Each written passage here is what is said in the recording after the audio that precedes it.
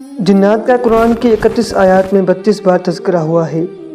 ابلیس کا اصل نام عزازیل تھا اور ابلیس کا معنی ہے انتہائی مایوس۔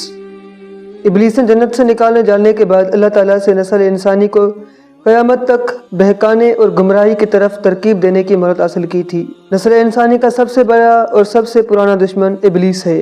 ابلیس ایک جن تھا۔ اللہ تعالیٰ نے جب اس سے حضرت آدم علیہ السلام کو سجدہ کرنے کا حکم دیا تو اس نے اس سے انکار کر دیا اور ہمیشہ کے لیے ملعون ہو گیا۔ ابلیس نے ایک گناہ تو یہ کیا کہ اللہ تعالیٰ نے جو اس کو حکم دیا تھا اس نے اس سے انکار کر دیا، اور دوسرا گناہ اس نے یہ کیا کہ اس نافرمانی سے توبہ کرنے کے بجائے تکبر کیا اور اپنی غلطی پر اکڑا رہا۔ یہ بدبخت اس نافرمانی سے پہلے تمام فرشتوں کا استاد تھا، اپنے اتنے بڑے مرتبے کو ضائع کر دیا۔ روز محشر سب سے پہلے آتشی لباس ابلیس کو پہنایا جائے گا۔ اس ملعون کو پہلے آسمان اول پر عابد کے نام سے پکارا جاتا تھا۔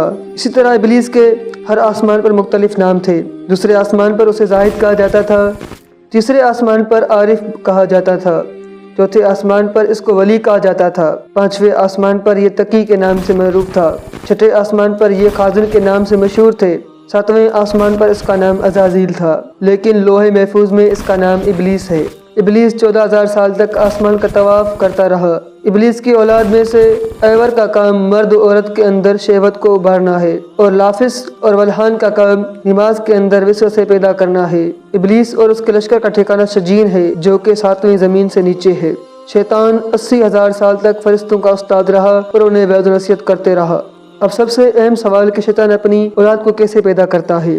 ابلیس کی دائنی ران میں ذکر اور بائیں ران میں فرج ہے۔ دونوں رانوں کو ملا کر جمع کرتا ہے اور روزانہ 10 انڈے دیتا ہے۔ ہر ایک انڈے سے 70 شیطان مذکر و مؤنث نکلتے ہیں۔